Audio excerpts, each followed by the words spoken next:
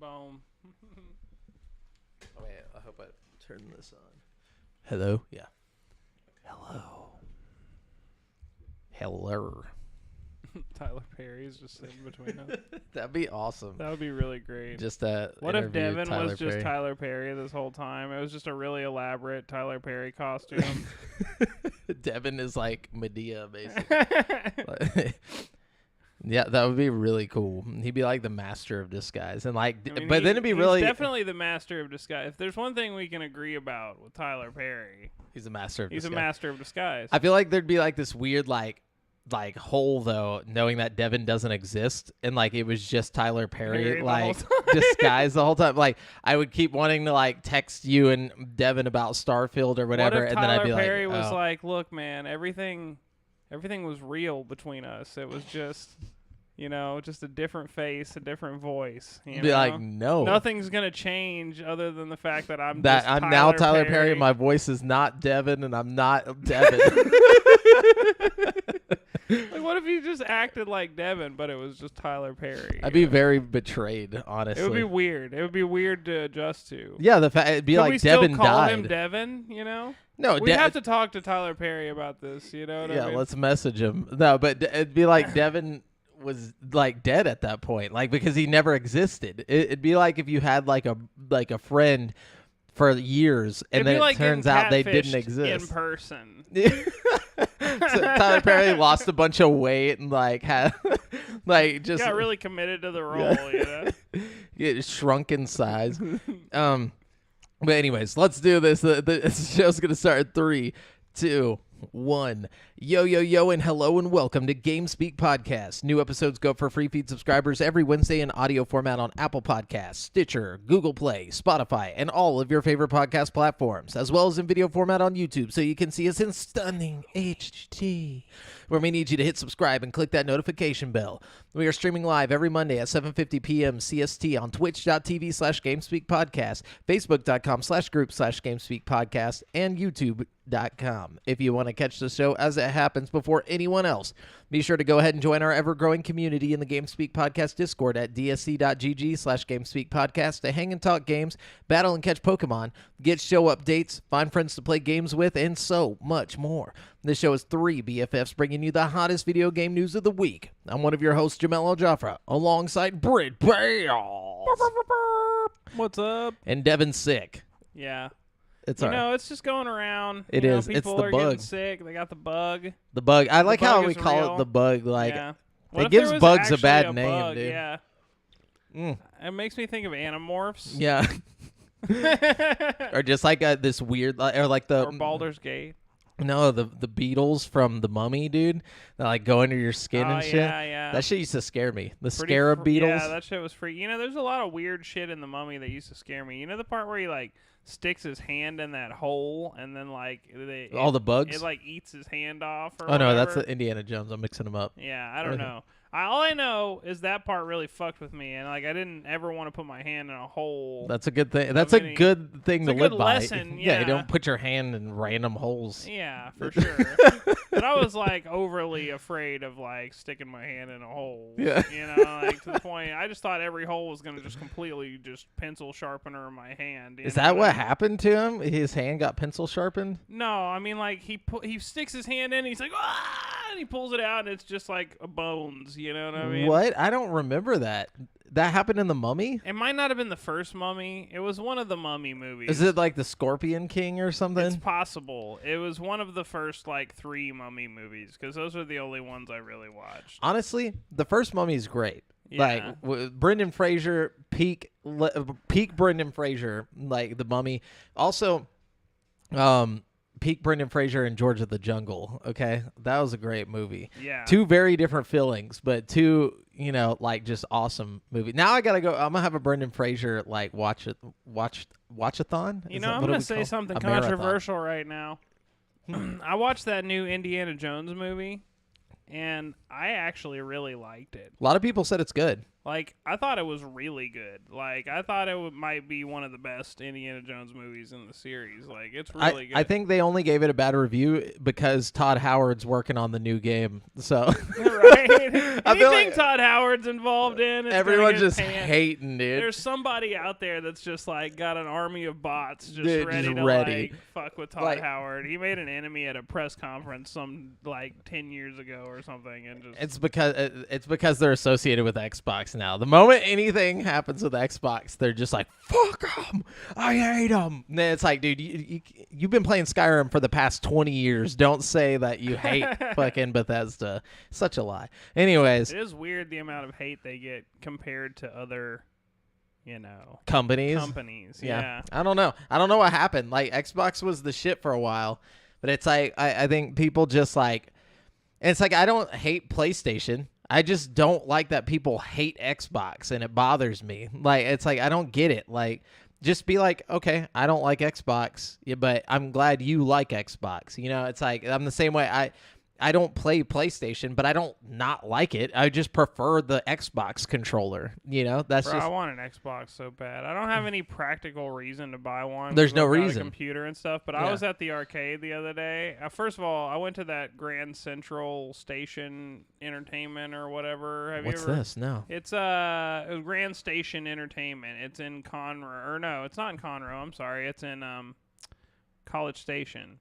And it's dope. They got like bowling and laser tag, and it's basically It's like a Dave and Buster's. It's like a Dave and Buster's or a main event. You know what I mean? Probably more like a main event than a Dave and Buster's. But they've got all kinds of shit, all kinds of cool VR like games and stuff. It's really worth checking out. But man, I forgot where I was going. You were talking about Xbox. Oh yeah, they had an Xbox Series X just hanging in one of those games where you like try to cut the little rope.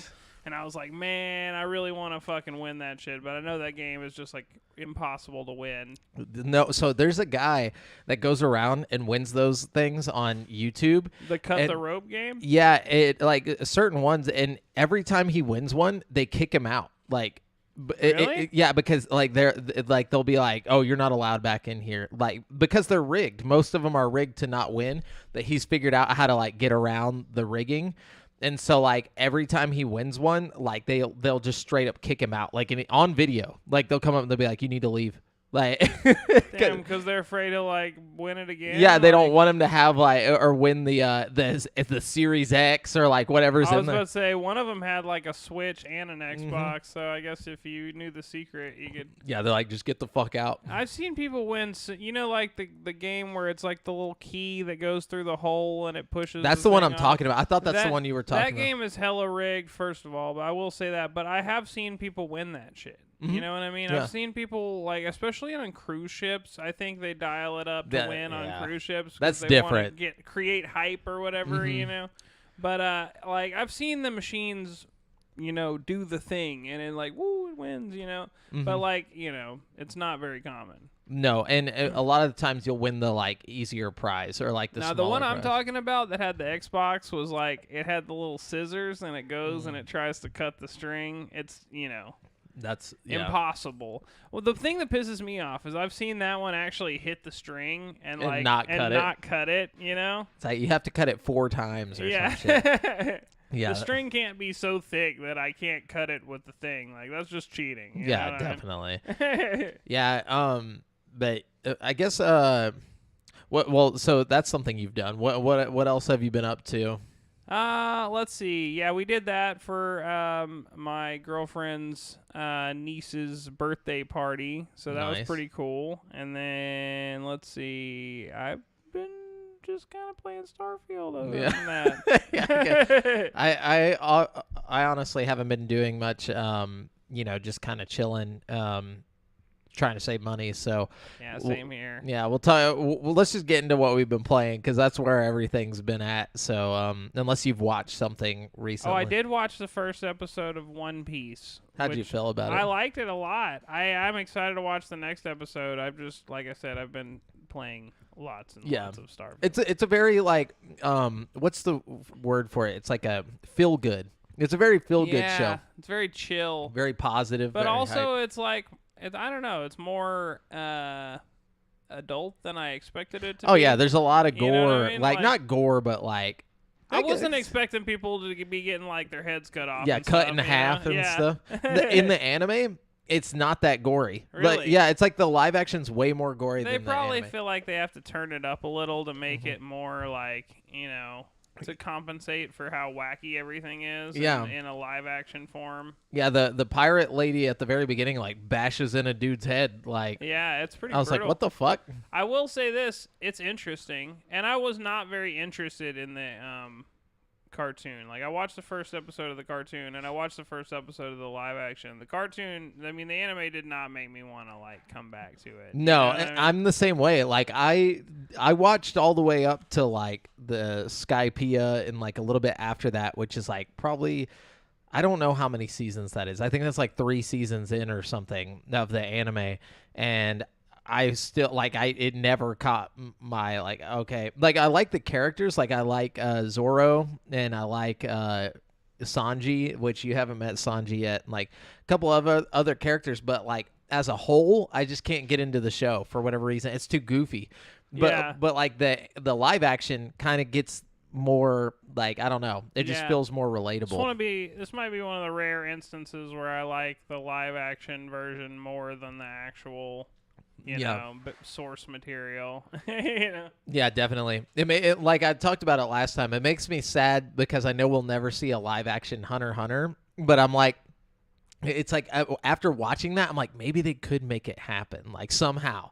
Like they could just. You could do it. It would be weird, but you could. It'd be very weird, and it would be. You'd have goofy. to be able to embrace that like craziness and really spend a lot of money on effects and stuff. You know what I mean? Like. I almost feel like they could do it in a way of where like how they did. What was that movie? Chronicle? Like like. I think you should get the exact same director who did One Piece and have him Yes. do it, you know? Well, they also had the creator of One Piece working the whole time with them. Yeah. So, like, you would have to get, The guy. Yeah, Togashi to be there. Imagine that first scene where he catches that giant fish at the beginning of the fucking show. That would be excellent, you know what I mean? Yeah, well, once you watch the whole rest first season would be really good in live action form. Like, it would be like Squid Game or something. Like, fucking. Oh, yeah. You could honestly stretch the whole Hunter trials into, like, just the first season, you know what I mean? Like, yeah, that every trial could be like an episode. You could really stretch the fucking how many seasons is there? Like 6? There's 5. 5 seasons? Yeah. You could stretch those 5 seasons of like fucking anime episodes into like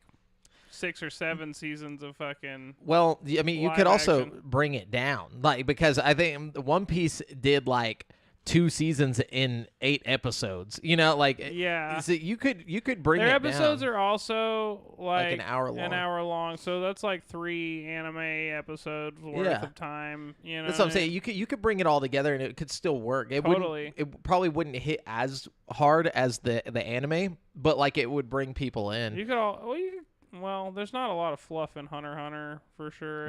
It's straight to the point. Good. Yeah, it's like there's no filler. It's just straight up all killer, no filler. Such a good show. I know, and like, but that's what I meant. Like, it makes me sad because I'm like, I love the One Piece live action, but it just makes me want a live action Hunter x Hunter somehow. Like, I don't know how they would do it, but it would be really fucking cool. This is the kind of like love I wish they would have showed the live action Death Note. That too. That shit was terrible, dude. Or Cowboy Bebop. Like, yeah. They're just like, like I think this one kind of sets the standard for like, this is how you do it. And I think you're right. I think having the writer of the original, source material on there the whole time, it really helps. You know, what he helped pick the characters, the cast. Yeah. So like he picked Luffy and all of them, and like the character who plays Luffy.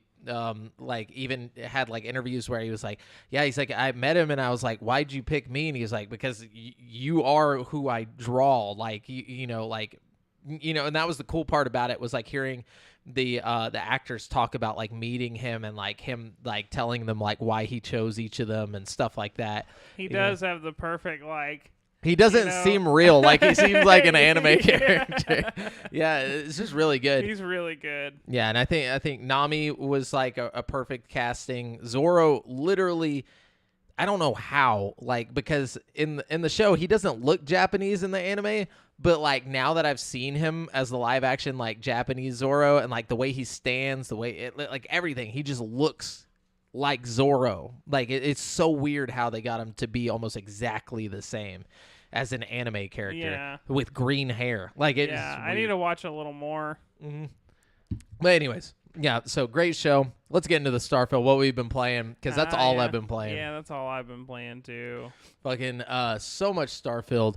We're both in New Game Plus now. Yeah. I went into New Game Plus with like the mindset of like, okay, whenever you go into New Game Plus, you lose everything but your skills, like that you've built up. Like you can, you keep your level and you keep your skills. I guess the analogy they give is like you keep your spirit, but your physical body goes away. Yeah, and you keep your like, That's part of your skills. That your powers.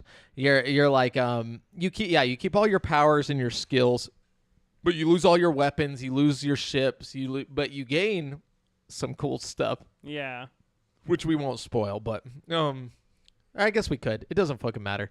You get like a cool ship and a cool suit. Like your suit is basically all you'll need like for the rest of the game. Yeah. Well, I don't know. The problem with the suit is like it replaces your helmet too, and there almost every combination of suit and helmet you find after that is like more effective armor wise. You know what I mean? Oh, I don't need the armor, dude. I'm fucking stealthing it. Like this whole time I was telling Brent before the show, like I decided I'm doing like an all melee playthrough, and so like I started with just like a shitty knife, and I was like running through because I was building up my skill or melee skills, and you start and it's like you got to get 15 knife kills to level it up or whatever.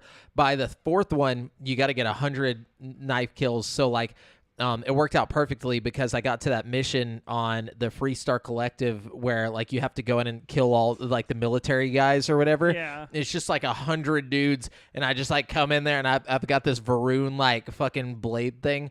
And I'm just like running up, just fucking stabbing people and like flying up with my suit and like, taking out turrets and then dropping fucking or like using my powers to like make people float up, and they're just like floating by, and I'm just like just shanking them all. Bro, whenever you first go into the New Game Plus, I didn't have any weapons, and I didn't realize that until I like did some shit. They got me ambushed by a Starborn, so shit. I'm sitting here just getting fucked up, and then I was like, oh yeah, I've got like this arsenal of fucking like powers. So like I just created a like replica Starborn to fight the Starborn. I was like, that'll work, Yeah, and that's what I ended up maxing out my rejuvenation, which is like your healing. Yeah, I've only got that on the first level, but that's all I really need to save health packs, which is, Oh, yeah, you need to max that shit out because, like, the moment you're, like, the fourth level part of or the fourth level of that I'm already, skill. like, invincible. Like, I honestly am thinking about cranking the difficulty up to, like, hard or very hard because I would do that. I'm, like, just wrecking everybody. Like, it's just... That's why I did the only knife thing is because I wanted some kind of challenge. So I'm like, I'm using my invisibility a lot, like from the power, and then just my knife and whatnot. And but yeah, then I went and did the Reunion quest line, which is one I didn't do in my first playthrough because this one I'm kind of like okay with being evil or like a little bit more ambiguous on my morality, because the first one I was just like goody two shoes like the whole way through. This one I'm fucking like climbing the corporate ladder by like fucking framing people and like doing all this crazy shit, and I'm like going in there like even the evil corporation was like, we don't want any bodies on our hands, and I like go in and I'm immediately just murdering everybody, and then they came and like, well, you got the job done, but you killed 400 people. Dude, yeah, I'm hella evil as well. Like, I did the Crimson Fleet shit. I'm like a leader of the fucking fleet. I haven't done that one yet. Does it get you anything good? Well, I sided with the fleet, so I got a fuckload of money. Okay. I don't know what I think you probably get some really cool if you side with the other guys, Who are the other guys? UC Sysdef. They're like the pirate hunters and one of the fucking... Are you talking about like the UC, like the main UC, like the Vanguard? Yeah. Because you can do a whole Vanguard quest line. We fucking stole that shit. The fucking Crimson Fleet owns the Vanguard now. Oh, nice. Yeah. Yeah, see, the cool thing about like the Reunion, once you finish it, like you gain like a new power. Basically, you can use your scanner and like look at. So they basically go in. It's like cyberpunk. They put something in your head, and so like afterwards, it's like a neuro amp or something, and like you pull out your scanner and. There's a button that says like social, and you press it, and then you can like basically hit activate, and that person becomes like your puppet for a second, and you can like tell like the person to go over. What? Like you like. Oh, dude, that's sick. activate. You know how many times I've been wanting to do that? Like fucking. Yeah, that's Fucking Vasco just standing in my fucking way. I'm like, go over there. well, you can not just tell them that, but you can tell them like if there's like a key card, you can tell them to go pick up the key card and go open the door, or like Oh, that's sick. you can tell them to go and deactivate the alarm. All or, right, yeah, we're doing that. That's my next That's thing the I'm doing for dude. sure. I was like, how is this not a like I did my whole first playthrough without having this power at all, and then they just add it like randomly, or like they didn't add it, but I just never touched that quest line. So it's cool to know that there's still new stuff that I'm finding, like even on New Game Plus that I'd never fucked with. So I'm level like 44 now. Yeah, I think I'm level 40 something. Yeah. Or 41 or something like that. Uh, Fucking sweet game, yeah. It's so good. I'm just going through doing all the shit, like every little thing, because some of the little things evolve, like unfold into big things, and you know, oh yeah, a lot. Yeah. I got a job at the fucking like fish place where they make the Aurora drug. Oh yeah. It's really dumb. You like have to do this little fucking mini game, and it's always like subpar performance, and then they give you 400 credits, like no matter what you do. Like, What if you do good? Do you get more than 400? I think so, but I haven't ever done good. I don't know how to do good. That's the other cool thing with Reunion. After you win, they give you an office, like Oh, that's cool. which I don't care about the office, but they add a kiosk in the office that gives you Reunion jobs that you can just keep doing forever. Where it's like go and like basically just fuck up the gun company over on Aquila, or like go like you're basically just taking over different corporations, or like fucking up their shit. Like it's like go into Aquila or into the free whatever gun store and plant this evidence in one of their boxes or whatever, that's and like cool. they'll give you like $4,000 and like so. That's how the Crimson Fleet is. Once you get done with the Crimson Fleet, there's like a whole shitload of Crimson Like pirate Fleet. stuff. Yeah. That's so cool. I love it, dude. The Crimson Fleet is also like the best marketplace in the game. Like if you go to their little fucking ship, like they have like a little collection of stores and stuff that you in like a ship seller person, and all those guys have like tons of fucking credits for some reason. Oh, like, yeah. they all have like 10 grand, and you can fucking trade with them. And they all like the resource lady has like every resource you can imagine. It's amazing. You just go in there and just like fucking like selling contraband. Dude, there's so many ways to make money in this game, and it's so easy to make money. That's one thing. Like I'm never short on money ever. Like sometimes if you just feel like bribing somebody, it's like $4,000, whatever, fuck it, take it. Like, yeah, no, I bribe everybody, especially in New Game Plus, because like the quests give you like 20 grand every time you fucking do something. Yeah. Fucking, like, you get way more money than you do get experience. Like, yeah. I need more XP, less money. Yeah, like, for sure. like, there's so many skills I want to level up, but like it takes so long to level up. Dude, it really does take a long time to level up. But I guess that's part of the New Game Plus shit. Like, I will say, if you go through and get all the artifacts again in New Game Plus, it gives you a shitload of experience. Like, I figured every time you get an artifact, you get like 200 something experience. Fucking.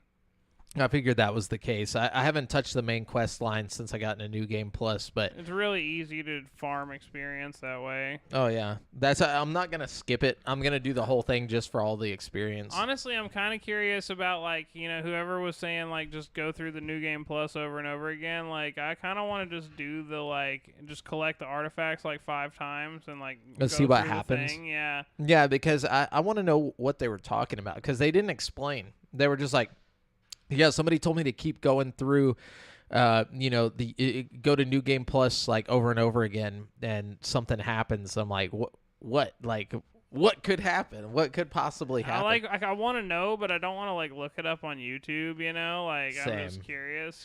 Yeah, and I'm hoping like I think there's only 4 like big faction quest lines, huh? There's like the Vanguard, there's the Reunion, the Crimson Fleet, Free Star Collective, and that's about it, right? There's only 4, or is there more like that we haven't found? Like the news one, is that like a whole faction quest? No, the news one you can go every time you do anything noteworthy. You can go back to the news, and they'll give you like money to like tell them the about story. it. Yeah. Hmm. So if you like go do a whole bunch of shit, like before I fucking went through the Unity on my last game, I went up to the news station and like I just told them like 10 things and made like fucking 30 grand. Like, Damn. Well, like hopefully when the DLC drops, they add like 3 or 4 more factions, like with just new shit that you get for doing the faction quest. Yeah. Like some of the quest lines are pretty fucking boring, but some Which are one? really exciting. Some are really dope. Yeah, the ones that I've had, like the Reunion one, I think has been the most fun for me because it's more like you're basically like going in and trying to be stealthy and like plant evidence or like hack computers to get evidence. It's less about killing. Like the Free Star Collective and all the other ones, you end up you always end up in a place where there's a bunch of people that need to be killed. And this one, their whole thing is like we have to keep our public image clean. So like the main quests are all dope. I'm talking about like the little side quests. Oh, yeah. There's tons of little shitty fetch quests that feel insignificant and like are almost. I would just almost rather not be in the game at all. Like You know what I mean? go give a coffee to like random I person. fucking hate that shit. Yeah. Like, you know what I mean? I agree. Like, That's the thing. Like now that I've had a lot of time with it, like I still think a 7 is way too low of a score. I mean, obviously it's not a perfect game. I'd give it like a 9. Like, I think there's a little bit missing, and what is missing is basically there needs to be more meaty like side quest stuff outside of the factions. I would say the difference between this game and Baldur's Gate, like in that respect, is just like Baldur's Gate feels like everything has a purpose. Like there's no procedurally generated shit. I think the procedurally generated shit, as per usual, kind of bothers me a little bit. Yeah. Like, I'm not a big fan of procedural generation. You know what I mean? Me either. It feels impersonal and, like, fucking like you didn't care. And I get it. There's tons of fucking worlds. There's too many planets, You can't just fucking do them all, but, like... Though, I wish they would have just limited it to, like, 2 or 3 solar systems and just fully fleshed out those 2 or 3 solar systems. I agree. You know what I mean? That would be really cool. Fucking... You could honestly have just done all the solar systems with the fucking, like, important places like fucking Jemison or whatever, and like all its but made them bigger. And like the one thing though, I did see somebody on Reddit was doing like they have like 2 different saves going on, and they have one where they were just like it's like their chill game where they're playing as like a scientist, like they chose the scientist background and all that stuff. Yeah. And they just go and they survey places like for money or whatever, and they found out that like they went on to one planet that they had to survey, and they couldn't find this one like scavenger creature. Like they found all the other fauna, and then there was like one that they couldn't find, and they realized that like on each planet there's like a herder, a scavenger, a predator, and whatnot. But like the scavengers, like if you go to where the predators have hunted and like killed a couple things, the scavengers will come out to start to eat the dead things. It's got like little details like that make it really interesting. Yeah, for sure. So it's like I've noticed also that like when you're on a planet that's in close proximity to another planet, you can usually see that planet from the fucking like yeah, you can fly ground to it level, which like when you're standing on like the surface of the other planet, like you can look up in the sky and see the planet in the sky, which I find pretty cool. Yeah, if you go into photo mode, like any photos you take will pop up in the loading screen Like Oh, what? yeah, so like I'm about to be doing hella photos. I didn't know that. yeah, all your photos you take become your loading screen images. So Oh, that's cool. yeah, this is pretty. There's little details like that like you have to like just kind of pay attention to, or like. No, it's a great game. Like, I'll definitely be playing it for like a long time. You know. Me too. I think when I get tired of it, I'll switch back to Baldur's Gate. But I'm not joking when I say like the two of those games will keep me entertained for the rest for of a the while. year. Like one thing about I will say that not Fallout, but Bethesda is pretty bad about not making your decisions really make a difference. Like you could basically say whatever and it's always going to be the same outcome. That does kind of bother me a little bit. Well, in the fucking Crimson Fleet thing, it's a big difference. Is it? Yeah, because like, well, I'll tell you, fucking, you go undercover for UC SysDef or whatever, Nice. and so like you're infiltrating the Crimson Fleet, and then like at the end of the fucking mission, you have to like you basically steal this fucking gigantic sum of fucking money. And, like, you can either choose to take it back to the Crimson Fleet and, like, fund their victory and, like, Crimson Fleet takes over the fucking segment of the galaxy or whatever. Or you can take it back to the UC SysDef and they take over. They get rid of all the Crimson But, like, Fleet. whatever you choose makes your fucking alliance. So, like, I've been just skipping through these fucking bases to collect the fucking artifacts because the Crimson Fleet doesn't fuck. Yeah, they don't fuck with you. They like me, you know what I'm saying? Like, you're part of the gang. yeah, now. they're like, oh, good thing you're Crimson Fleet. I would have had to shoot you in the face. Like, that's awesome. Yeah, that's I guess there are things like that, but I mean like on a more minuscule level, like on Baldur's Gate, where like it's like everything feels weighty. Yeah, yeah, this game is a more it's a more approachable RPG. Yeah, like Baldur's Gate is very, very in depth, and I'm glad that Bethesda games aren't that in depth. That's why I really couldn't. This game is in depth in different ways. I mean, if you mechanics, think, like fucking Baldur's Gate is in depth in terms of like dialogue, the amount of like ways something can play out or how dynamic the fights are and stuff. But it's also got a way, way smaller map, you know what I mean? And a fucking way smaller, like, just game in general, like, in terms of, like, just the scope of everything, And, like, fucking, like, there's so many different systems in Starfield, like, the shipbuilding and the fucking, like, I mean, it's all very approachable, but there's a lot going on, Like, the weapon customization, the spaceship, I mean, the suit. The suits, the guns, the research to unlock it all, the outposts. There's a lot going on. There is, but it's still, like I was saying, it's very approachable. Like at least if you compared the two, one's gonna be way easier to sink your teeth into. The other one, like, is way more in depth. Like Baldur's Gate is like, I think maybe super in depth. If you're like a hardcore first-person shooter player or something. But if you're, like, just fucking coming from, like, the aspect of somebody who's never played video games at all, like, they're probably both going to be equally fucking... intense, you think? I think so, yeah. I mean, Baldur's Gate has lots of, like, really good tutorials and stuff. It teaches you how to play the game really well as long as you're willing to sit there and, like, read the fucking tutorials, dialogue, you know what I mean? And then once you get it, it all makes sense. And same with Starfield, but the difference is Starfield is a first-person shooter with no VAT system or anything. If you don't have any, like, first-person shooter experience, just the, like, mechanics alone of, like, a real-time fucking gunfight with, like, from the first-person perspective or even the third-person perspective would be, you know. I'm not talking about on the level of, like, I've never played a video game before. I'm just talking about on the level of, like just random Joe Schmo who doesn't like really doesn't like to they don't have a video game podcast. They're not like constantly I guess my video point games. Is there's not a fucking like time limit on anything with fucking Baldur's Gate. So even though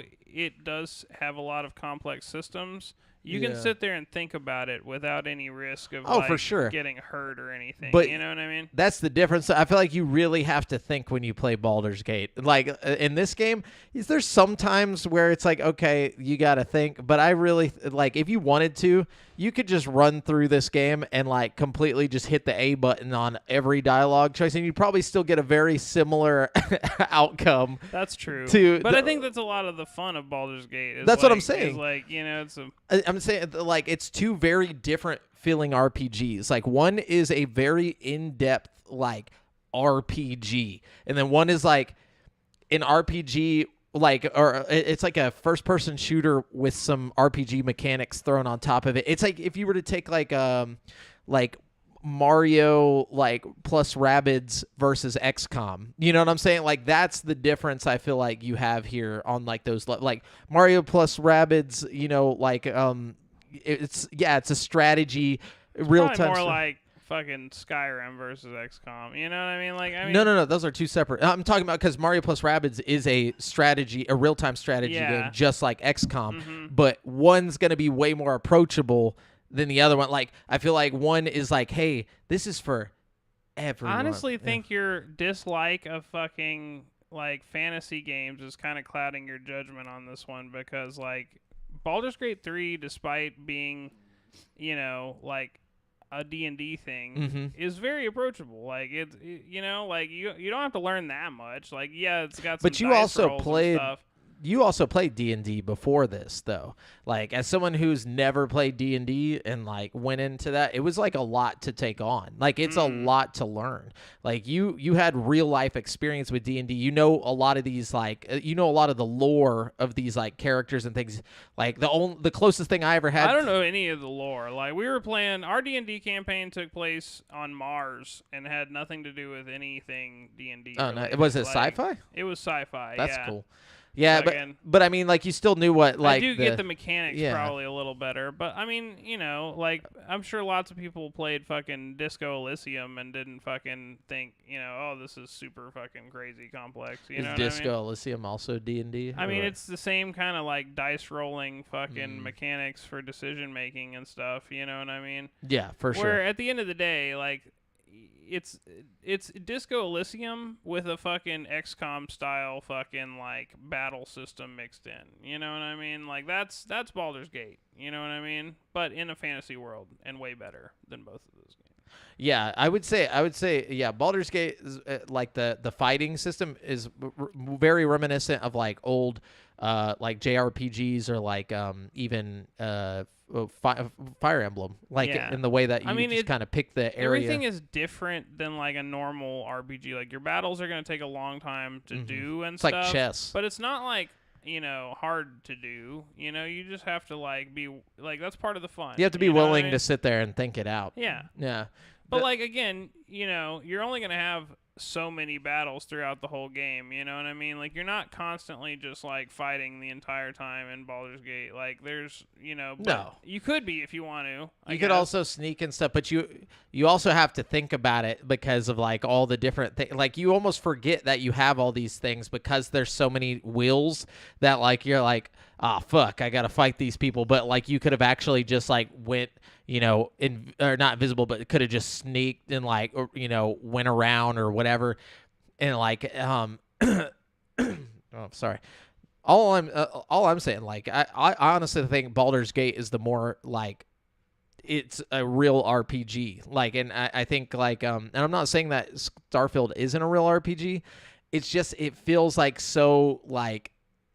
It's almost like it's not surface level. It's super in depth, but they make it feel surface level. You know how like Fallout, like whenever you play Fallout, it's like, okay, I feel like I could show this to like, I don't know, my brother who doesn't play video games, and he would kind of get the point because he's played Call of Duty. You point and shoot, you run. Like if I tried to get AJ to play Baldur's Gate 3 with me, like. Dude, but does AJ like fantasy stuff? Like, I think it's not even about that. It's just about the levels of things he would have to learn. Because I'm convinced anybody could learn to play Baldur's Gate 3. Like, of course they could, but I'm saying you're asking a lot more. You're asking somebody to put a lot more time in. No, I disagree because it's just a point and click. Like if you have a computer, it's literally just taking the mouse and clicking where you want your character to go, and like well, fucking, yeah, you it's know. the movement. I'm talking about like the mechanics of the game, the whole dialogue, and like sitting there and like reading everything, listening to everything, and then having to every single thing is super I don't heavy. think it's as complex as you're trying to make it, Dude, bro. it was super heavy. You I just played read like some things, you make some choices. It's like a normal RPG. Like in that's what that I'm saying, a respect. normal Like, RPG. You just talk to like it's just like Starfield. Like you talk and you. Either I'm just dumb or something, but I put 7 hours into that game and didn't get past the hollow. Like that's how hard it was for me. Like I could not get past that point. Once I reached that dragon, like right outside of the thing, I was like, I'm done. I can't do this anymore. Like it's too much.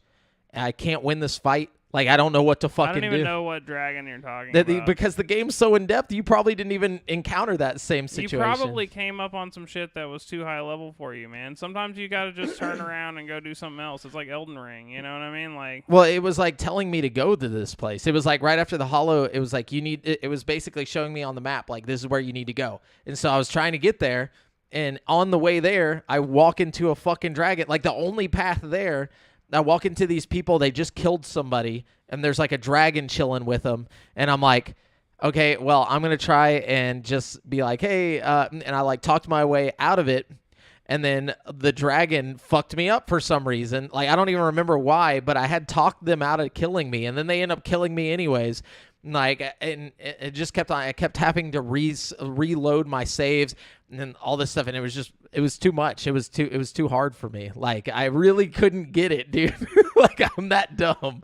Like, maybe you just had like a shitty character. You probably. know? I Maybe mean, it was one of those characters. but that there's doesn't so get... many options that like I don't know what's good and what's not. I was like, okay, I'm gonna be a fucking druid. Like I think that's what I chose. I think I was a druid. No, I wanted to be a thief or something like that. Hey, I was a thief, half elf, like random, just some random shit like that. And I got every single character to follow me in my party. Every single person I met that could become a party member, they became my party members, but they would all die immediately when we would get into fights. Like I sucked at fighting in that game. Like, because I'm just like, okay, I'm going to send this guy over here. He's going to be doing some long range. And then like 30 fucking like wolf things would just come up and just murder us. Like I fucking suck at that game, dude. Maybe I just need to like run a little bit of it with you, and then you'll get the hang of it. You know? I think so, because I can't play it by myself. I like after. I think once you get it, you'll be like, okay, this is super simple. Yeah. What was I thinking? You know Yeah. what I mean? Well, with the complexity of it, like for me, like with how complex it was, on top of the fact I don't like fantasy, I was like, I'm just putting myself through fucking bullshit for something I'm not enjoying. So like, that's why I was like, maybe if I had like a co-op campaign going with somebody, then it would be fun, because I'm looking forward to like chilling and then like, getting a story going together. But like on my own, dude, I'm just not enjoying it. But like, I know like it's a better game than Starfield. Like I know it is. Now, like I wish Starfield was as deep, but like on a sci-fi level, but it's all I'm saying is it's not as deep.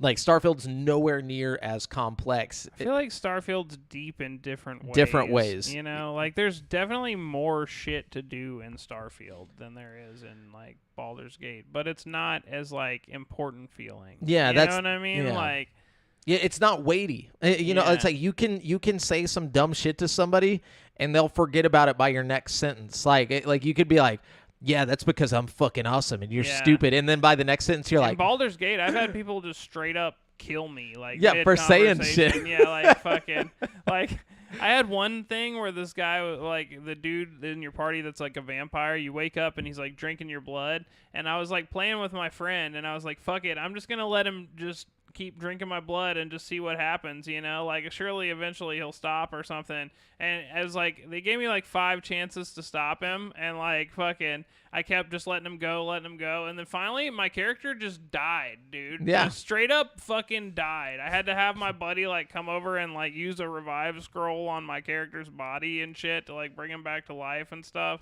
It was hilarious, but it's like, there's weight to like the conversations in Baldur's Gate for sure. You have to really think about what you're saying. can, because Yeah, and I wish it was like that. Like I find myself sometimes like wishing it was more of like a BioWare like level of dialogue. Like I feel like wasn't it BioWare who did New Vegas? Like New Vegas had that feel, or not BioWare. It was yeah, it was BioWare. no, that was Obsidian. Obsidian. Yeah. Yeah, Obsidian, you like in New Vegas, I feel like it had that level of like everything you say matters.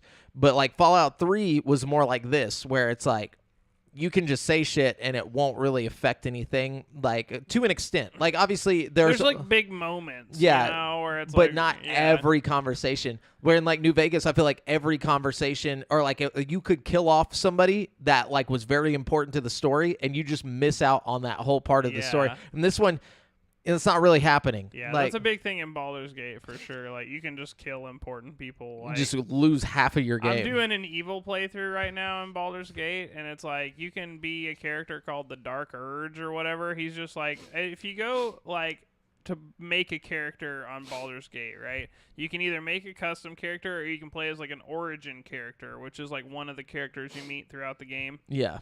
But if you look at the origin characters, one of them is called the Dark Urge, and like you never really meet him throughout the fucking game. And I was like, that's weird. And I was like, you read the bio, and it's like his evil bloodlust and blah blah blah. I'm like, oh, this is perfect for my fucking evil playthrough, you know? Yeah. So I set up on fucking Dark Urge or whatever, and like every fucking like 30 minutes he just has this like evil ass monologue in his head, and like he's just constantly like fucking doing evil shit and stuff, and fucking like, you know, the part at the beginning where the magician guy's like hand comes out of the fucking wall. Oh yeah. And you can do like the thing and pull him out. Mm-hmm. Like one of the options was like fantasize about ripping off the hand. And so like I picked fantasize about ripping off the hand.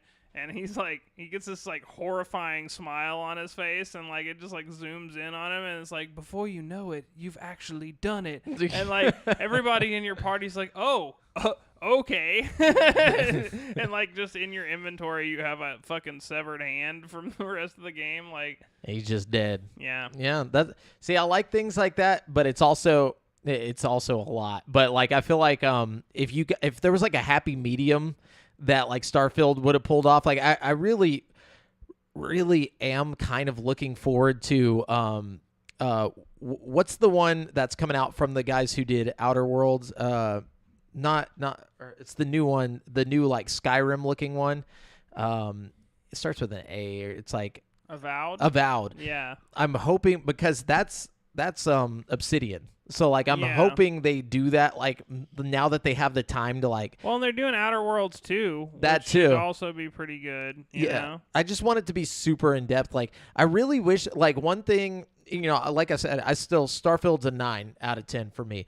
One thing I do really wish that they would have put in there is the ability to not kill. Like you can just like take people prisoner. I mean, I literally have a brig on my ship. Why do I have a brig if I can't put people in it? You know, like you should be able to go do bounty quests where like it's dead or alive. Like I should be able to aim my gun at somebody and then like go into a persuasion mode and like a Red Dead Redemption 2 type thing. Yeah. Like for some reason in this game you can just like pull out a gun and point it at anyone and no one gives a fuck. Like that is one weird thing. Like you can just be walking through the city and just aim it into somebody's face and they don't give a fuck. Well, I do think that like, I mean, you can tell they sacrificed a lot of things just for the sheer magnitude of everything. You know what I mean? Yeah, I'm being a or what is it? A picky chooser, like, or whatever it's called, like a picky beggar. What is the word? I don't know. The game's already perfect. Like, there's so much shit, but like the longer I play, the more I'm like, man, it would be really fucking cool if this was in here, or like, but you know, you can't get everything you want. Like, but hopefully in the DLC, it's about exactly what I thought it would be. The only thing that I'm a little disappointed is that I can't like really swim. I think that's kind of a weird thing to not have in You mean like game. go underwater? Yeah, you can't go underwater. Yeah. There's no like diving under, which is weird because like you'd think on like the planets like Neon or something, they would have some kind of like, you know, option. water shit underwater that you could go dive down and find. You know what I mean? Yeah, first time I got to Neon, I like saved the game and then jumped straight off the side just to see what would happen. And like, there's just an elevator down there. You can just hop in and it'll take you back up. So like, I skipped over like a whole quest on New Game Plus, like because you know that at the very beginning when you go to Neon and that guy's getting arrested. Yeah. I like jumped down and went over to this other elevator and it took me straight into Neon. So like, I never saw that quest. Like, just skipped right over it. That's hilarious. I like watched him get arrested and then immediately got arrested for something else myself. And then they like put me in the cell like right next to him. I was like, okay, this works out. Yeah. Nice. Yeah. That and selling like contraband is fun too. Like, I like doing the trade. If you work for stuff. the Crimson Fleet, you can get like scanner blockers at their fucking ship depot that like, you know, keep your scans from going through. So like, really, yeah, it like every scanner blocker you put on has like a 10% chance of like reducing the scan from seeing your cargo. So like, you could put like, you know, hypothetically like 10 of them on there or something and just be like unscannable. That's what's up. Yeah, shielded cargo helps with that too. Oh yeah. One other thing I forgot to mention, like a little detail. If you go into the general goods store, like on Aquila, you can buy ship parts from him. And like you know, like for repairing your ship when you're in fights, and then just you got to make sure you put them in your cargo though, because if you still have them on your person, you can't use them while you're fighting. Yeah, and they're super heavy. Yeah. But I will say this: a good way to get ship parts is just fly around the ships that you've blown up. And like, immediately take all their shit. Like I get a shitload of ship parts from just like going through the like rubble of the blown up ships. You know. It's also cool that you can shoot meteors or like and blow them up. Meteorites. Yeah, and like get shit out of them. You can get a shit ton of tungsten. I didn't know you could get stuff out of them. Yeah, tungsten and like all that stuff. You can find them in there. You can find literally every element in those. Oh, that's cool. Yeah, so just go to like a random meteorite. You know, I haven't really done any proper like exploring. There's still a lot of things I want to do in this game. Like I want to like just try to go to the furthest fucking galaxy I can go to and stuff. Like I haven't even really like left the little bubble that the game starts you in. There's so many fucking galaxies I haven't gone to, you know what I mean? Yeah, literally I've gone to the same places this whole time. It's been like, you know, just literally the same places. Another thing, if you need to sell contraband, you can sell it at the Den on the Wolf solar system. Yeah. Like you can go there. They don't do a scan. Crimson Fleet, the Key is like a really good place to go if you're hooked up with them. Well, you gotta be hooked up with them first. So I'm talking about if you're not hooked yet. Get caught doing some criminal shit and go to the fucking jail and like do that mission. It's fucking totally worth it. Okay.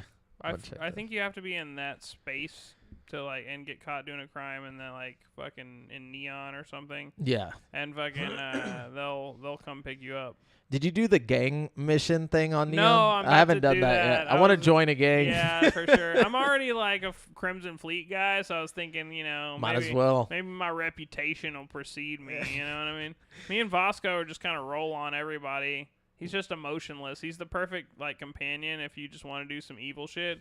Also, the Adoring Fan is a great companion if you want to do some evil shit. He doesn't give a fuck. Yeah, he's an adoring fan. He just looks the other way no matter what you do. Like I literally did no traits, and I'm still and it doesn't give you the option to add them on New Game Plus. I kind of wish you could change it on New Game Plus because I want to have like the mom and dad thing. You know what I mean? Yeah, they really need to add that too. They should patch that to where like once you hit the Unity, you can just change all your traits. Yeah.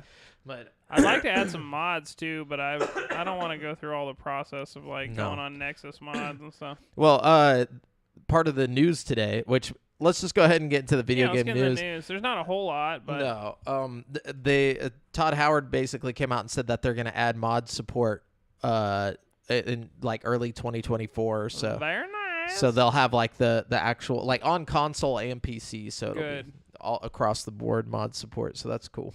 I love that, man. Anyways, what you got, Brent? This one's exciting for me. EA Sports UFC 5 is coming to Xbox Series X and S and PlayStation 5 on October 27th. Nice. It says this year's entry to the MMA fighting series is the first developed on EA's Frostbite engine and features new Real Impact system, where each fighter's facial features display dynamic impact damage as the fights progress. That's fucked up. I know. It looks dope, though. EA also says, and it's one of those things that's like, there's only so many things you can do to make the fight more realistic than EA 4, you know what I mean? Yeah. And it's like, having cuts that could stop the fight potentially cool. is a big thing that happens in real fights a lot. Just like get fights, your orbital bone broken yeah, and your something eyeball like falls that. out. Shit, that'd be sick, bro. Yeah, just finishing moves. It's like Kimbo's special thing. Dude, I've tried to find that video, and I can't find it. I feel they took it off of like the internet.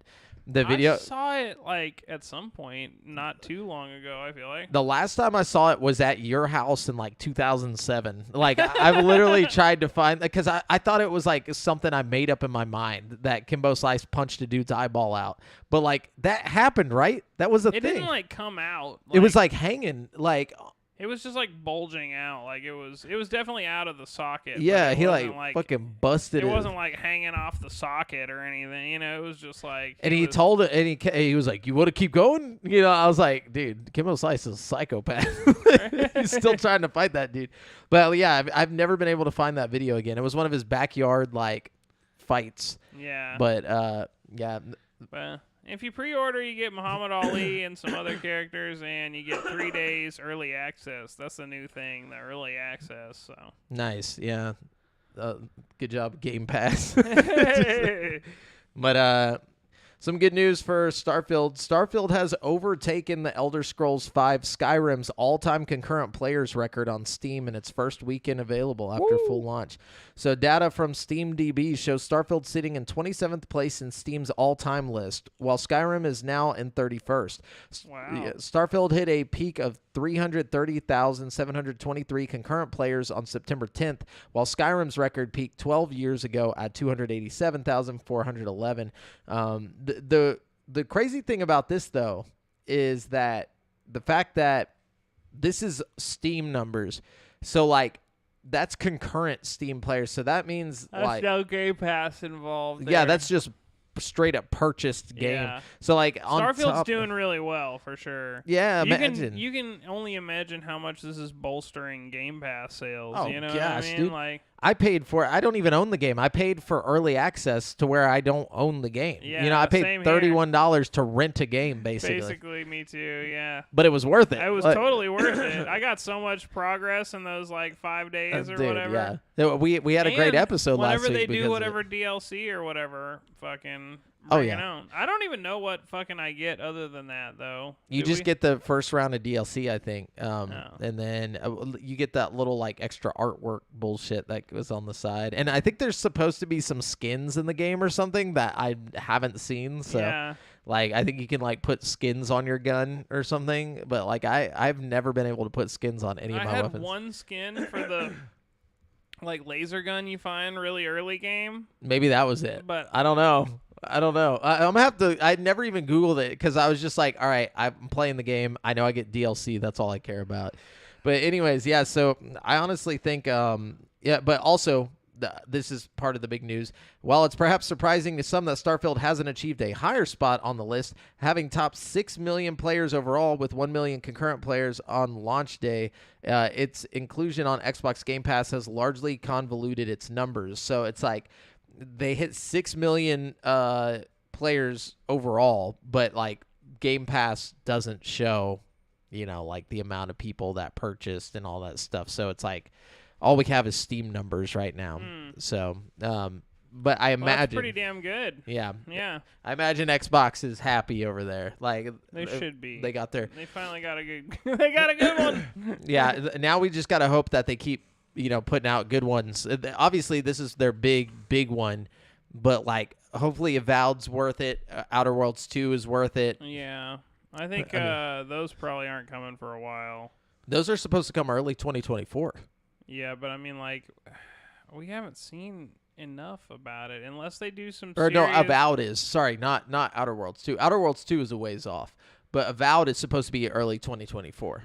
They showed gameplay and everything. You don't remember the last trailer? Yeah. Because people got upset that it wasn't like Skyrim level like bigness, but they were like, no, it's like Outer Worlds, but fantasy. Like basically they're trying to do like their version of Skyrim and Outer. I'm just gonna be surprised if we see it that early. That's all. I just feel like we haven't seen enough about it for it to really come out. You know what I mean? I don't know. I think we'll see it. I think we're gonna see Stalker 2 first, and then we're gonna see Stalker is coming. What else is coming this year from Xbox? Can we look this up? We got plenty. I mean, fucking. I feel like there's definitely at least one or two more bangers that I'm not thinking of. Oh, the Persona games are coming to Xbox. Persona 3 Reloaded. That's gonna be a fucking. But that's not a exclusive. But it's coming to Game Pass. Coming to Game Pass day one. That's a fucking big deal. Then we got Forza Motorsport, which is like next month. Nobody care about it. Nobody cares. Or whenever we say nobody, it's like us. We don't care. But I'm sure there's a lot of like car people that care. Yeah. I'm still rather play Horizon, no matter how good Motorsport looks. You know what I mean? Like, yeah, everything's coming 2024 or early 2024. Avowed, Hellblade 2. So there's nothing else coming this. Besides, Stalker 2 was supposed to come out at the end of this year. That was like the game that they had slated for the end of the year, but then fucking the war happened, so it got pushed back. Maybe. I'm sure there's something else besides Motorsport, but I honestly think, knowing Xbox, I think Motorsport is what we've got, basically. I'm not even talking about, like, first, like... Oh, you're just talking about cool shit coming to Game Pass. Yeah, like, day one Game Pass. Well, we got Liza P next week, so that's a big deal. Like, it's supposed to be really good. It's got rave reviews right now. Yeah. Then we got fucking, Stalker 2, Forza Motorsport... I mean, not Stalker 2. That's not coming. Fucking, there's something else. Persona. Let's see. Game Pass games. Persona might be early next year, too. I'm not 100% sure. But I'm really hyped about Persona. A lot of people are hyped about Sea of Stars that just came out on Game Pass. That's already out. Yeah, but it's on Game Pass. Like, it came day one to Game Pass. And apparently that's a big win for a Game Pass. Like, everybody says it's, like, amazing. Well, but it's on PlayStation Plus also. Is it? Yeah. I thought, no, it's only Game Pass. No, it's on for sure on PlayStation Plus. Like, I have it downloaded on my PlayStation from the PlayStation Plus thing. Like, really? Yeah. They were making it like it was a big deal. It was on Game Pass. I mean, I don't know. It does look dope, though. Like, I have been really excited to play it. I've just been so consumed in my other shit. You know what I mean? Like, yeah. Payday 3. Oh, yeah. Payday 3. The Lamplighters cult League. games. Oh, Lamplight. Okay. That one actually looks kind of tight. The, like, survival game. It's like an XCOM type game. Yeah, that one's coming out this month. So then we got Persona 5 Tactica. Oh, yes. I'm fucking hyped about that one. Okay, so yeah, there's some shit. I'm not going to have to cancel my fucking subscript anytime soon. City Skylines 2 is supposed to come out before the end of the year on Game Pass. I'll wait for the VR version of that one. Yeah, I'm not a huge fan of games like that, so it's not really a big deal to me. But yeah, those are the big ones that are supposed to be coming. I think Persona 5 Tactics is going to be really cool. I definitely... I mean, I'm not a huge tactics guy, but I'll play it just because it's Persona. I love me some tactics games, and I love Persona 5, so I think, you throw them both together, you gotta... And, I like Persona 5 so much, I put up with the fucking Dynasty Warriors formula for that one game that they had, and it was fun to me. So I can only imagine you put it on an XCOM template, you know what I mean? Like, let's go. Oh, for sure.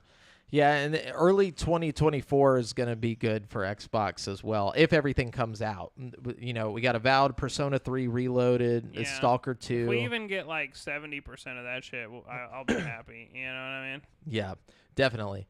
PlayStation's got some hot shit coming soon too, huh? Well, we got like Spider-Man or something. Hang on. Yeah, a Spider-Man 2 is coming to PlayStation. Is that PlayStation's only big game for the rest of the year? That's the only one we know about. Like, I'm sure the Tokyo Game Show is about to happen in like a week or two, or I think it's like a week from now. It'd be kind of late to announce a new game for this year, though, right?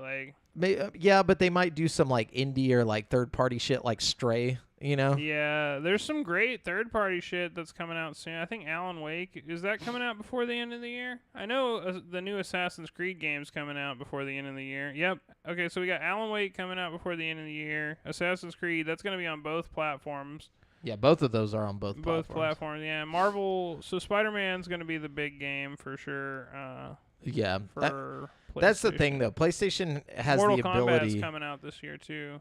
PlayStation has the ability to sit shit out and only have one game because they've garnered so much like goodwill, you know, and they've had some good stuff this year earlier on in the year as well. So it's like, you know, this is Liza P's coming to PlayStation too. So if that ends up being good, then there's a but it's not coming to not PlayStation to the, Plus. Not to the Plus. Yeah, that was like their big get was like, oh, it's coming to Game Pass day one. You know, that Avatar game is supposed to come out this year too, but you know, who knows if that's going to end up being good. It looks like Far Cry. I'm interested. You know what I mean? It doesn't look bad. No, but it looks like it'll take Far Cry's place. Like it's just like I haven't, you know, we don't have a Far Cry. This is what it's gonna be now. I don't think we're ever gonna stop getting Far Cries. No, but they used to put them out like annually, and we are not getting one this year. That's good. I think they need to step back and fucking like take their time with the next one. You know what I mean? Yeah, but they're putting all their fucking time into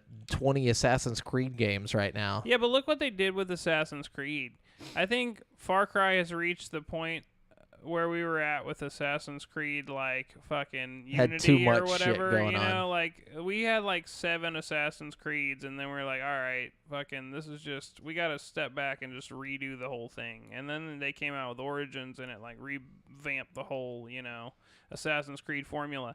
I think we need Far Cry's version of like Origins. You know what I mean? Like take a step back and just redo Far Cry from like a fundamental perspective. You know what I mean? That would be really tight if they made it not open world but super like Hitman linear, like where it's just a puzzle box, like just a big like island of like shit that you can do. That would be really cool. Make it a big fucking physics based shit all over the place. Like how the first one, like it was not open world, but it had like vehicles and like with trees and stuff. throwing rocks to like get their attention. It was very Metal Gear Solid, like the first one was, but like first person.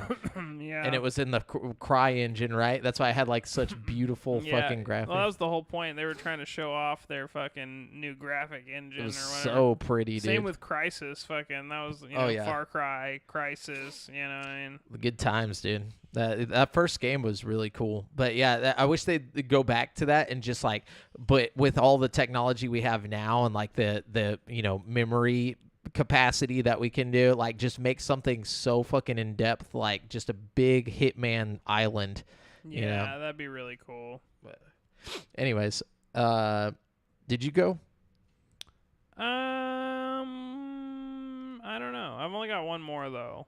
Okay, I'll go then, just so you... All right, Gearbox, the U.S. game company behind the Borderlands series, is reportedly up for sale. Reuters reports Gearbox parent company Embracer is weighing up its options, one of which is a sell. Apparently, Embracer has received interest from a number of third parties. Neither Embracer nor Gearbox have issued comment. Xbox is like, hello? Yeah. Earlier this year, Embracer announced it would start to close studios and cancel games as a $2 billion deal reportedly with Saudi government-funded company Savvy Games Group fell through at the last moment. So basically, they have to sell all their shit. I don't know. Honestly, I think PlayStation would buy Gearbox. Like, I could see PlayStation owning Borderlands. Like, it's kind of like a... It would make sense. Yeah, they need a shooter. Yeah. Like... If you had Borderlands and Destiny, you'd be great on the shooter department. Because then you'd have your, like, multiplayer fucking shit, and you'd have your fucking, like, you know... it wouldn't have to be Borderlands, you know Yeah, what they I could mean? do like, something you could different. Do something different. But I was about to know? say, I guess they do already have the looter shooter. But then again, Destiny's multi-plat, even though they own it. So, like, they could make an exclusive, like... Borderlands, yeah. like... Destiny or you type could game. Collaborate and have the Destiny team and the Borderlands team work together to make like a mega fucking game, you know what I mean? In the Borderlands universe. Yeah, like, or just in make the Destiny universe, you know, either one, you know what I mean? Like, well, they've already got Destiny. Borderland would be more interesting to like expand upon like in a deep way, you know what I mean? Yeah, that's what I'm saying. Like, just take Destiny or take Borderlands and give it the Destiny formula. Just make it a big online game. Gearbox also has just a fucking actual graveyard of IPs that they could like resurrect if they wanted to. You know what I mean? Like, What does Gearbox have? they got like Battleborn and fucking. Didn't they do Brothers in Arms? Was that I think so. Gearbox? I'd have to look it up. I'm not 100% sure, but they've got a bunch of random old IPs. You know, like Gearbox did a lot of shit before they like hit their stride with fucking. It's crazy that Borderlands is the thing that got them like their stuff, because they did do a lot of other stuff. They put Borderlands out at the right time, man. You know, the gaming ecosystem needed a great co-op game, you know, and it really hit that itch. And then people, you know. They did Aliens, Colonial Marines. Ooh. Yeah. But they did do Brothers in Arms. They were the Brothers in Arms guys. They actually came up from being like modders for Half-Life, I think. The original, they did Opposing Forces or whatever. That's really cool. And then, and they did Battleborn. Damn. No, that's what I'm saying. They're very hit or miss. You could fucking use the Battleborn IP, dude. You could not. Dude, that was one of the biggest pan games of all time. Like, that game literally was one of the first ones that came out and just died, like, immediately. The problem is it came out at the same time as, like, every other Overwatch clone, you know? Yeah, every hero shooter. But that was the first one to die. Like, that came out and people were just like, what the fuck? And, like, it just left a bad taste in people's mouth that I think if you even brought it back, people would just start dogging on it. Yeah. Like, you couldn't call it Battleborn. It's not a bad game, though, honestly. Like, if you were to, like, change everything about it but keep, like, the skeleton of it, you know what I mean? Like, there's a good shooter in there, you know what I mean? Like, I feel like, for sure. I don't know. Yeah, so weird thing. You can make it free to play.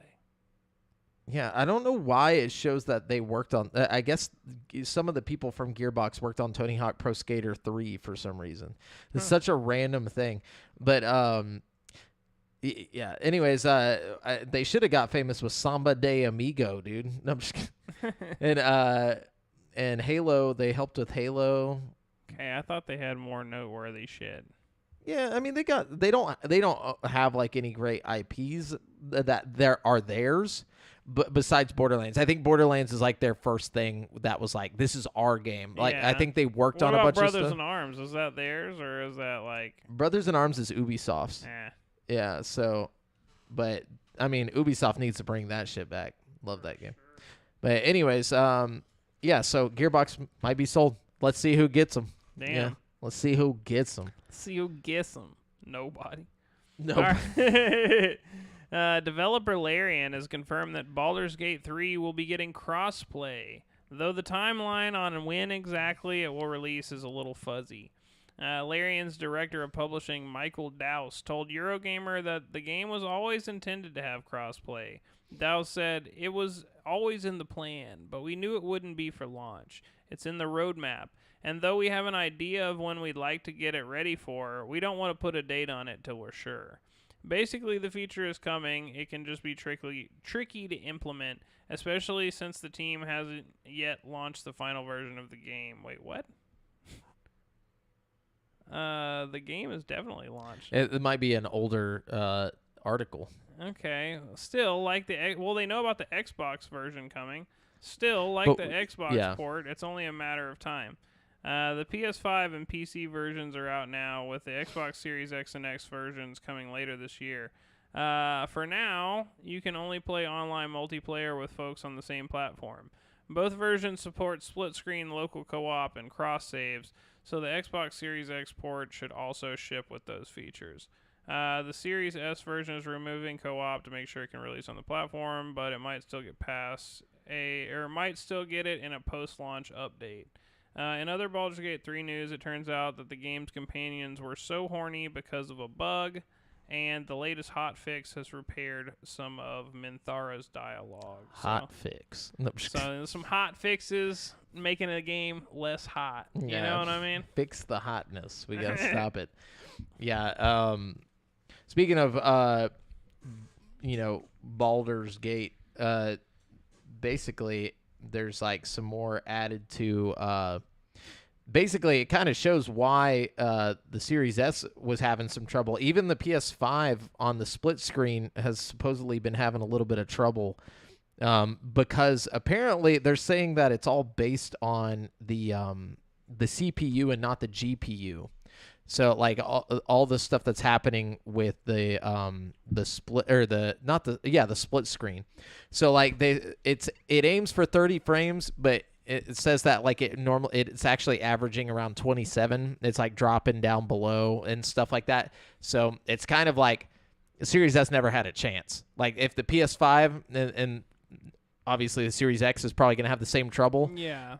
The Series S would have never been able to do it. There are just parts of the game that the PS5 struggles with, like, in general. Like, it's not even just the split screen part. You're like, playing it on PS5? No, but I watch, like, okay. tech reviews and stuff all the time. Yeah. Fucking apparently, like, in some of the city areas, like, if you have it on performance mode, it'll dip into, like, the, 20s and stuff. Yeah. You know what I mean? But the game's just got so much going on. Yeah. Like, it's just, especially if you're playing split screen, I can't imagine, like, oh, yeah. you know, all of that. Like, it's kind of, it's reproducing the world twice, you know? Yeah. Like, on the same fucking thing.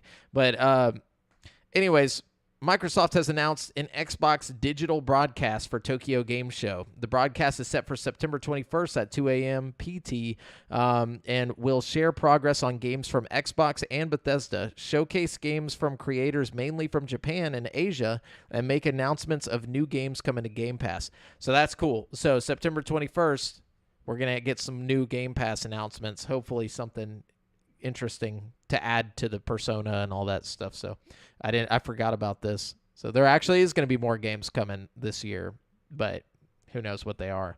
And for some reason, Xbox, I think Microsoft is getting like they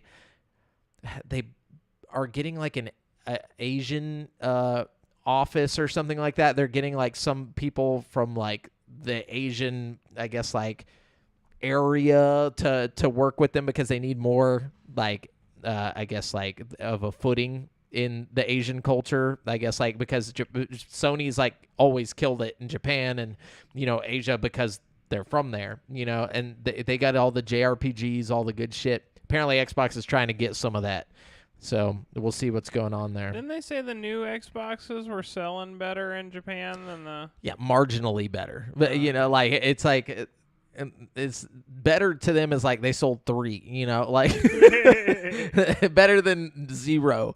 So they're trying to get a better footing in that demographic. So that's cool. Let's see here. This one is pretty obvious, I would think, but the Entertainment Software Association has said E3 2024 definitely will not take place at the show's traditional home at the Los Angeles Convention Center, casting doubt on the future of the event. While the ESA insists a 2024 E3 event may still take place, GI.biz reported the trade body is working on a, quote, complete reinvention of E3 for 2025. Events company ReedPop, which operates PAX in the U.S. and EGX in the U.K., partnered with the ESA on E3 2023, but the show never materialized. ReedPop has now walked away from the ESA in what was described as a, quote, mutual decision. So it seems like there's nothing happening with E3. I think they're going to try and bring E3 back as like this different kind of thing. Probably they're not going to be like the announcement thing anymore. It's probably just going to be like a place you go. It'll be like PAX or something, like people just go and play games or something. It's a little depressing, man. It is. It's sad. No, but I heard on Sacred Symbols, a podcast I listened to, apparently NoClip. Have you ever watched like the NoClip YouTube channel where they do like crazy like behind the scenes, like the making of like older video games and stuff like that? Not really. No. It's awesome. They do a lot of cool like documentaries and stuff, but they are apparently going back and getting all the old E3s and uploading them in HD. Like, sweet. So like from all over the years, like if you want like a nostalgia fest, apparently that's coming. So that's really great. Yeah, on NoClip, that's the YouTube channel. But anyways, here we go. This is some of the bigger news for the show, I would think. But Nintendo reportedly revealed Switch 2 behind closed doors at Gamescom 2023 last month, showing off the power of its upcoming next-gen console. I don't believe this, but according to Eurogamer, the Switch 2 was showrunning a, quote, souped-up, end quote, version of Switch launch title, Zelda Breath of the Wild, although there's apparently no suggestion the game will be re-released. Meanwhile, VGC reported Nintendo showed off Epic's The Matrix definitely going to be re-released. Yeah, of What the course. fuck are you talking about? The Matrix Awakens Unreal Engine 5 tech demo running on Nintendo's new hardware with the specs Nintendo is targeting for its future console. Okay. The site said this demo ran using NVIDIA's AI-powered DLSS upscaling technology alongside ray tracing with visuals comparable to PlayStation 5 and Xbox Series consoles. This sounds fucking fake as hell. It sounds fake as hell, but if Eurogamer's reporting it, it gives it a layer of credibility. And I'll tell you this. If it did have DLSS, that would be the biggest news out of all of this, because it would mean that they're the only modern console not using AMD's RDNA fucking. And Nintendo's known for using, AMD. Like, it just doesn't. I thought they usually use like proprietary like Nintendo tech. No, they would get like old chips, like old AMD chips, and then just modify them to their standard. Yeah, like. Well, if they have some sort of proprietary, like if they have like a deal with NVIDIA, you know what I mean? They could be fucking making a killing. You know what I mean? Like. Oh yeah, it's just I just don't know if I believe it. Like, it doesn't seem. First of all, it doesn't seem like practical to upscale for like a handheld. You know what I'm saying? Maybe the dock is using some sort of upscaling technology, and it's getting whatever handheld, like it's taking the 720 from the handheld and just upscaling it to like your TV at 4K or something. Yeah. You know what I mean? Which would be dope, you know, if that's the case. Or they were like,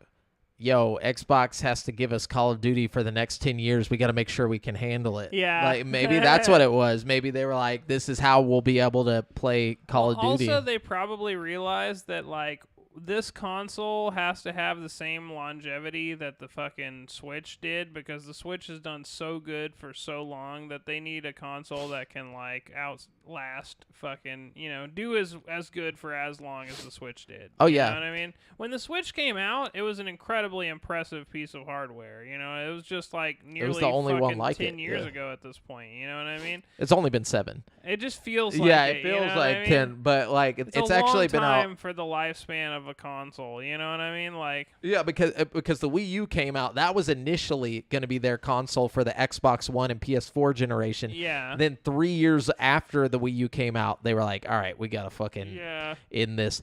Like, that's like the first time I've ever seen a console cycle cut short. They were just like, fuck it, here's the Switch. Yeah. You know, so like. It's interesting that it's kind of a good move on their part, because this makes them not have to, like, it staggers them against the fucking PS5 and the Xbox, you know? It lets them have their own little fight.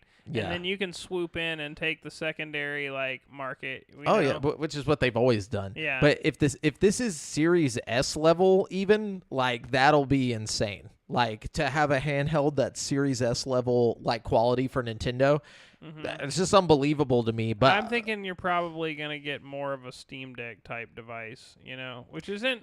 But how would they make that affordable? You know, Nintendo likes to be the affordable guys. You know, like, how's that even possible? Like, they sell their Switch for $300. Like, you can get a Lite for like $250. There's no way they're trying to aim higher. You know, like, just knowing Nintendo. I'm thinking it'll probably be about $300, you know, which is about $100 cheaper than the Switch. I mean, than the Steam Deck, you know, and they'll probably sell at a loss for the first few years, you know. But the thing is, you're always going to have these premium priced Nintendo games that you have to buy. That's true. By the time you buy 2 fucking games, the loss has turned into a $40 profit. You know what I'm saying? Like, by the time if not more. Exactly. You know? Yeah, I mean, like, the thing is like, you know, Nintendo games, when they go on sale, they're on sale for $50. And you then know, don't like, even get me started on the fucking peripherals and shit it'll probably have that you have to buy, you know, controllers and fucking extra bullshit, Joy-Cons. you know. That's the thing. And if they're smart about this, they'll just call it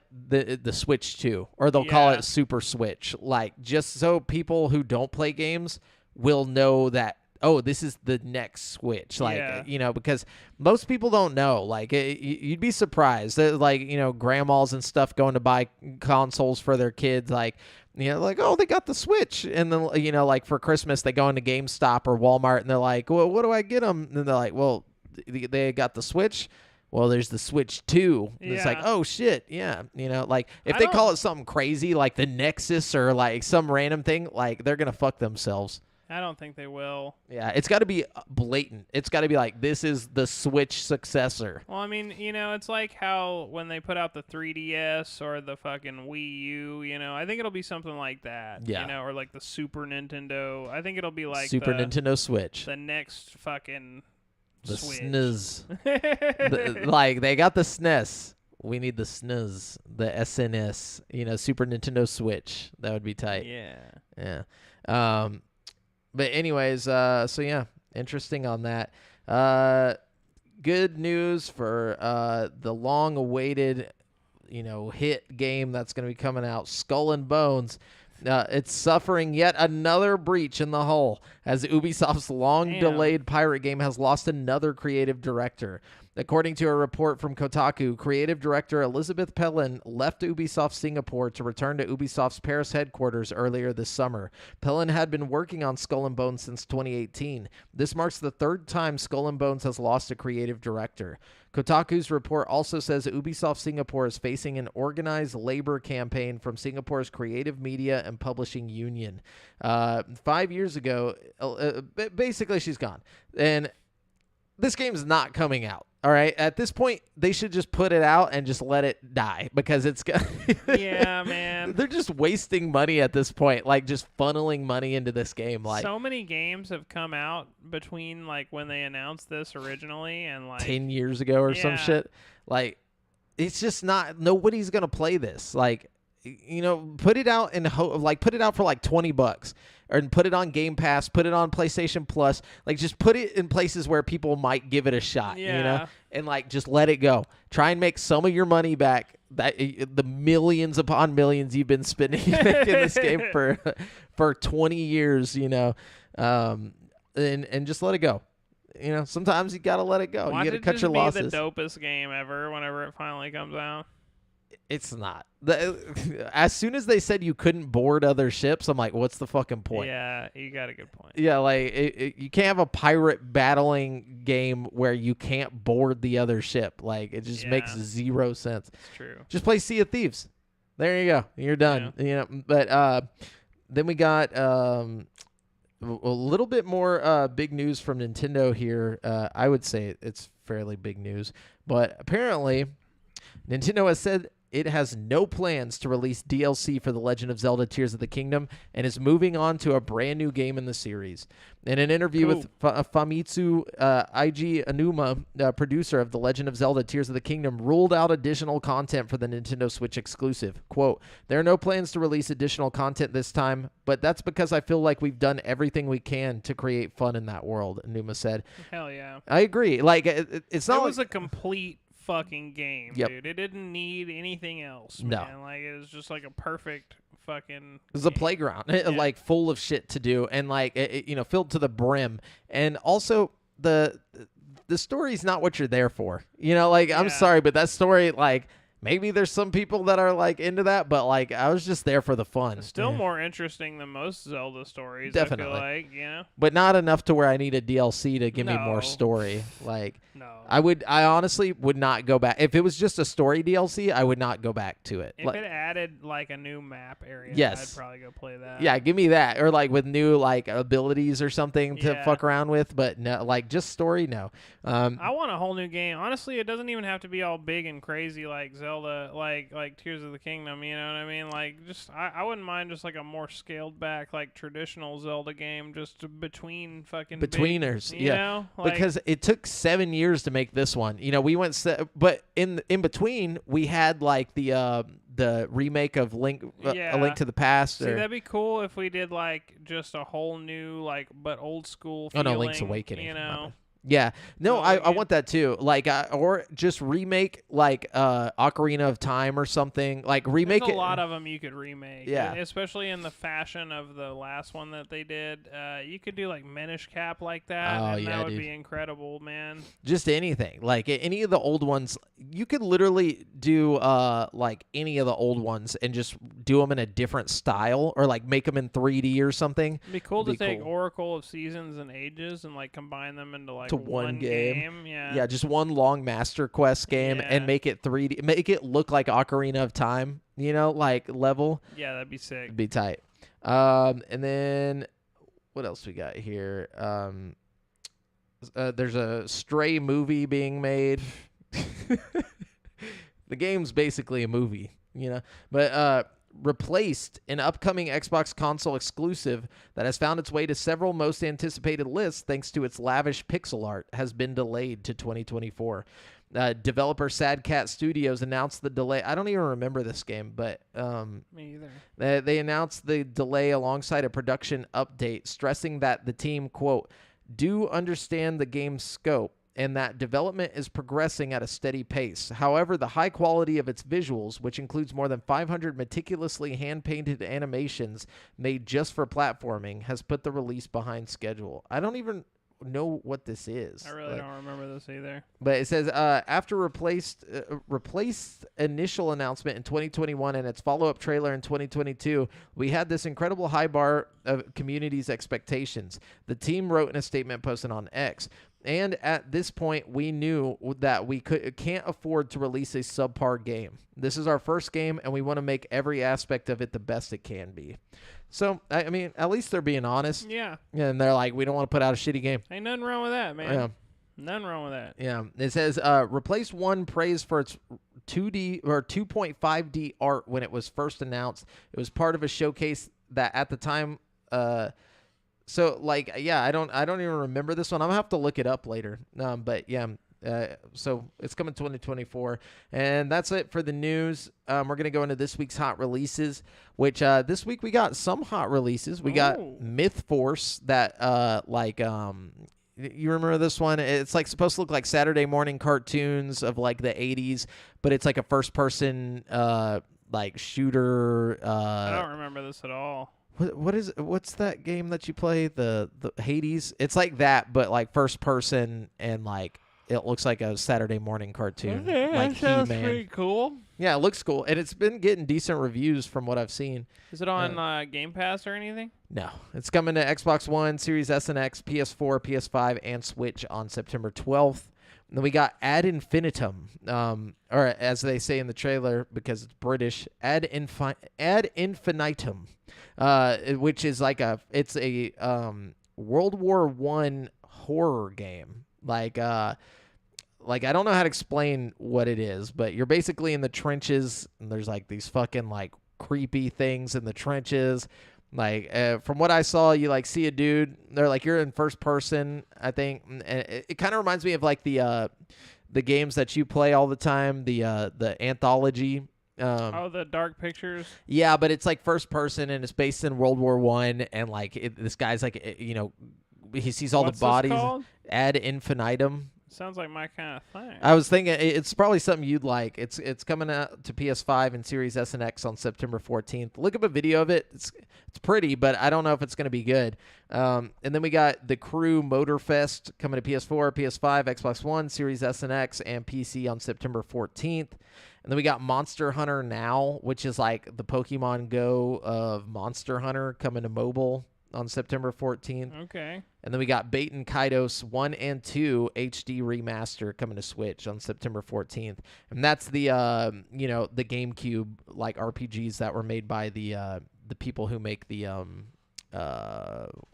Xenoblade games, Xenoblade Chronicles on Switch now. This was like their first things, the Baten Kaitos games. So, if you're into that, it's coming to Switch, probably be full price.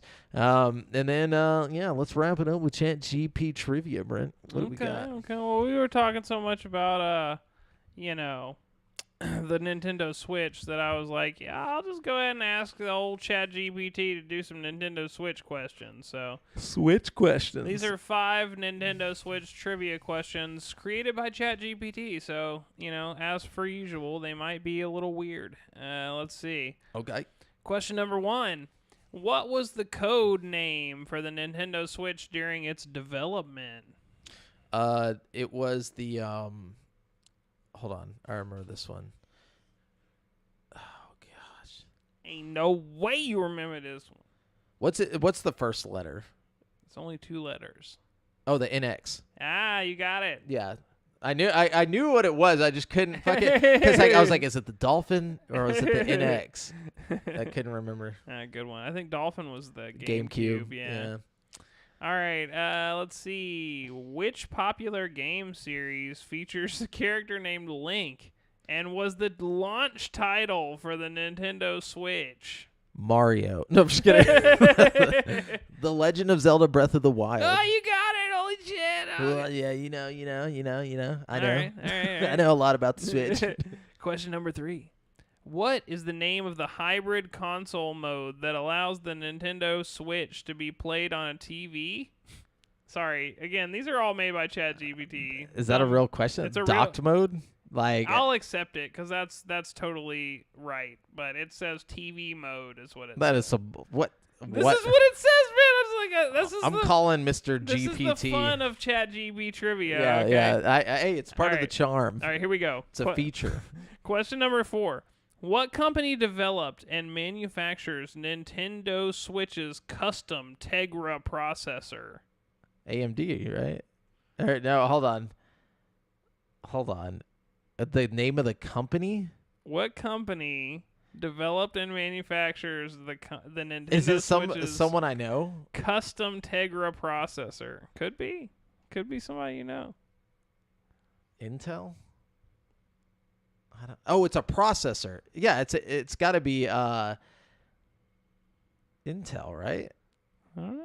Could be. I don't fucking know. Like, You want the answer? I don't know why I was going for GPU. So if it's got to be.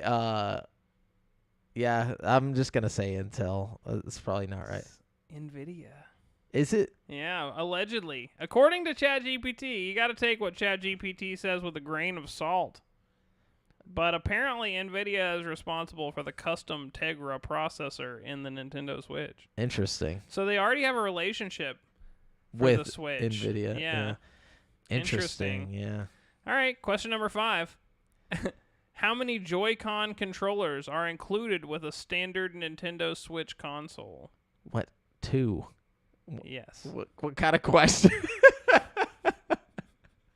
It's like one question is like about like the fucking internal mechanics of the fucking Switch itself, and the other one's like, how many controllers do you get? How many circuits are ran on it?